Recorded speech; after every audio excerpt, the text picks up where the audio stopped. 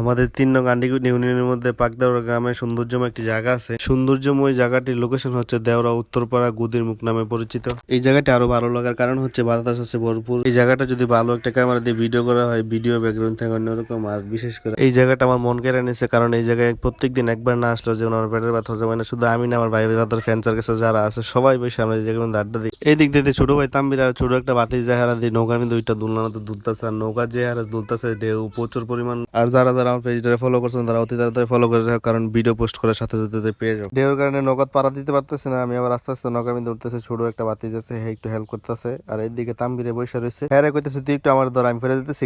বিশেষ করে যারা হাওড়ে ফিল নিতে চান অবশ্যই আমাদের পাকদারা পূর্বে বিলে চলে আসবেন গুদির মুখে। অবশ্যই আল্লাহ তাআলা অশেষ রহমতে আমি নৌকার মধ্যে উঠে পড়লাম। আর বাতি যা আমার তুমি নৌকা ধরতো না কি করে হাই।